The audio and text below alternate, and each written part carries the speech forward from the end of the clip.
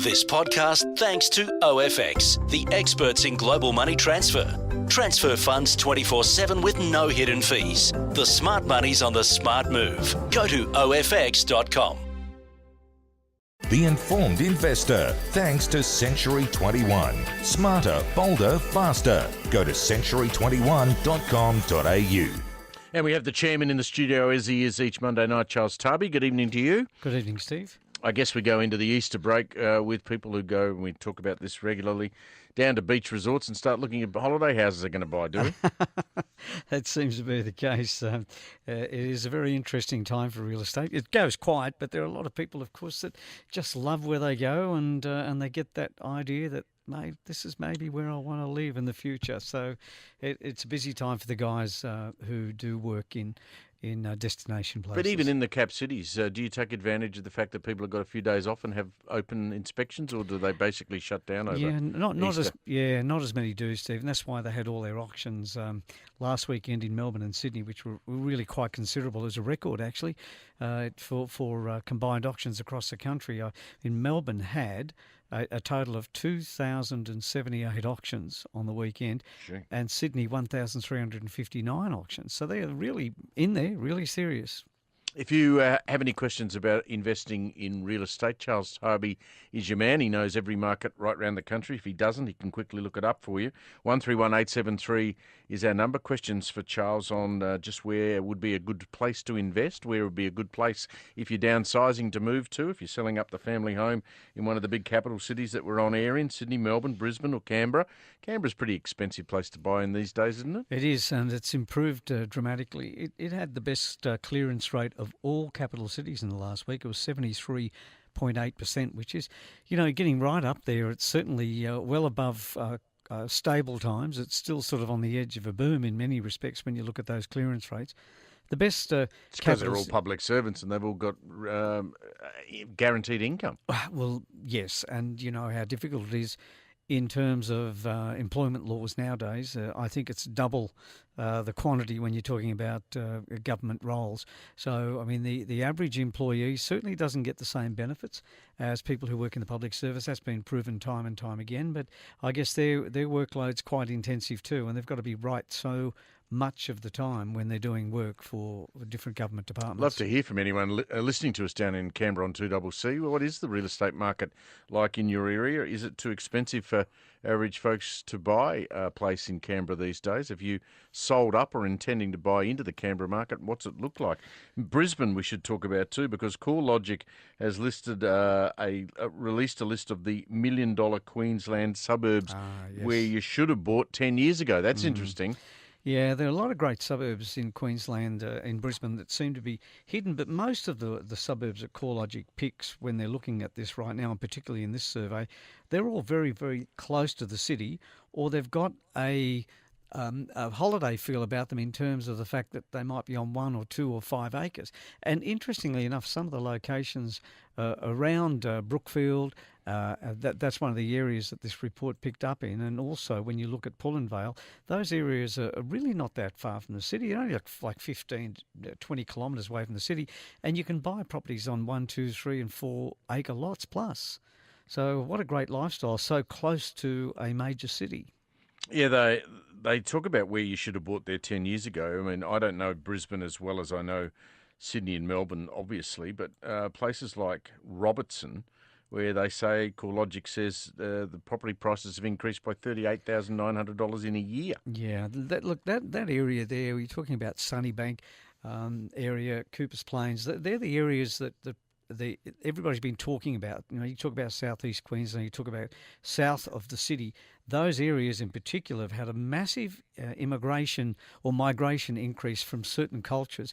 And you've got large shopping centres, you've got relatively new homes, not many new estates opening, but it's been a very strong area. Mount Gravatt, Upper Mount Gravatt, all of those areas so close again to the city of Brisbane and south of the city of Brisbane, but they've all been very strong suburbs for many, many years. And it makes sense to me that those areas would grow.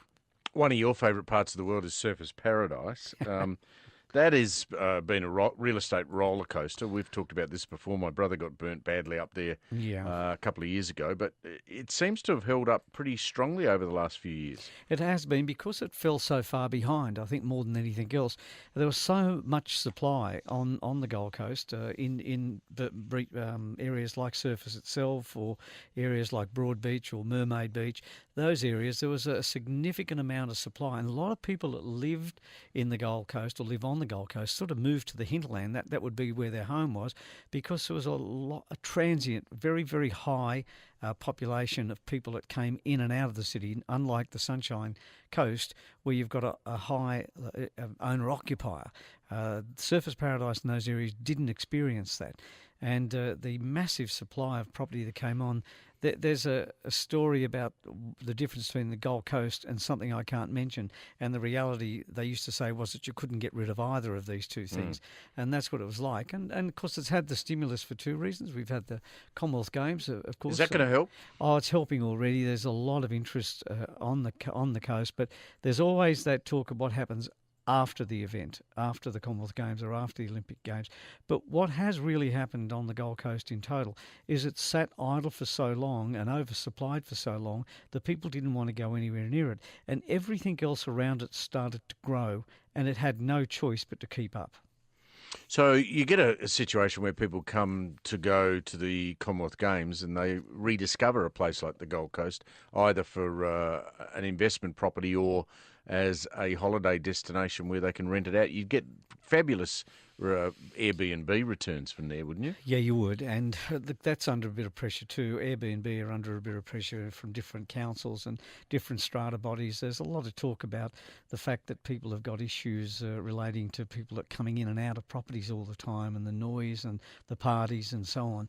And as you can well imagine, if somebody's only moving into a place for a week or two and it's not their property, it can be party time for many, and that's becoming a bit of a concern for a lot of investors right now. Gunter's on the line from Cashmere in Queensland. Good evening to you. Steve, a quick question. Unit market at the Sunshine Coast for the next few years, what does it look like? I've always liked the Sunshine Coast. When you look at it, So do I when I go up there and play golf. Yeah, there's some lovely little spots up there, and you've got a lovely airport. You can fly straight in. It's not crowded like the Gold Coast. As I was saying earlier on, you've got a lot of owner-occupier. But Gunter, there are quite a few developments that are have come up through the ground, and a lot sitting in the ground that haven't started yet, that have been sold off the plan. And I know that because of some of our officers deal in that very, very strongly. So my concern about the apartment situation is probably more centred in certain suburbs of Brisbane, and certainly more centred in outlying areas of Sydney and Melbourne. The Sunshine Coast, I think, still has growth in it, and if you've bought something off the plan 1 or 2 years ago, you actually have an upside at the moment. You're looking to invest or relocate? I have actually invested. Is it off the plan? Is it sold? Is it completed, Gunter? No, it's a 20-year-old resort. Well, you would have done all right, because a lot of the older properties were selling for a lot less than the new ones off the plan. But for whatever reason, people are attracted to the new and sparkly things, and the more established apartment complexes you get for a better price. Good on you. Yeah, I like that area. Really Good on you, Gunter. Thank you for that. Yes, I know you love Sunshine Coast. Yes. I might see you living there in your retirement, I think. Not that you'll ever retire. Angie's in beautiful Mount Martha. Hello, Angie. Hi, how you going, guys? We're good. I was just wanting to find out, Airlie Beach, what are the prices up at Airlie Beach? Because we were wanting to maybe rent this place out and move up there and buy a house in Airlie Beach. You're getting cold, Angie. Oh, it's bloody freezing. Come on, Steve. You know it's a Melbourne In a couple of thing. months it'll be freezing, won't it, Angie? Oh, I've got the heater on today. Yeah, Exactly right. It was 11 degrees this morning. We all know it's a Melbourne thing. Melbourne people What about Airlie? love the top end.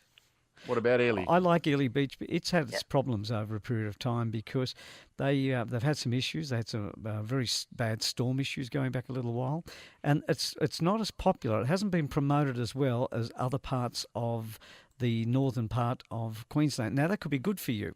That could be good for you, because have you checked the pricing there? Because the pricing has actually had a bit of a hit there for a while.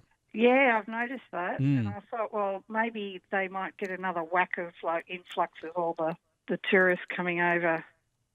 So you can afford to rent Mount Martha out and buy in Airlie. Is that what you're thinking Well, of that's doing? the thing. If we rent Mount Martha, because we own this, Yep.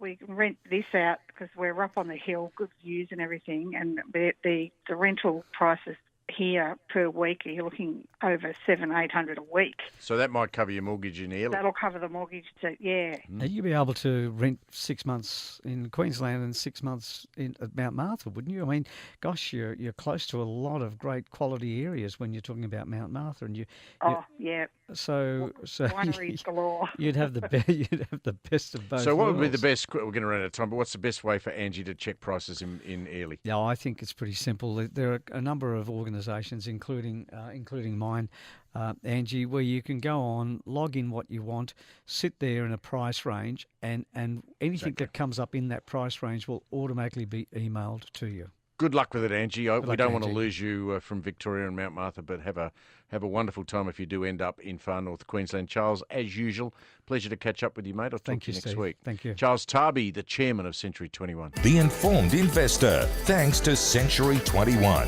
Smarter, bolder, faster. Go to century21.com.au. Hey you! Are you successful? Think about it. What the hell does it even mean? For some people it might be kicking the winning goal after the siren. For someone else, it might be a holiday home in Byron Bay. For someone else, it might be fame and fortune. The thing is, we get caught up in this idea of success and we don't even really know what it is. So we're going to pull, prod and poke what success actually means by talking to people who've achieved it. It's Success the Podcast, and it's available on iTunes or wherever you get your podcasts.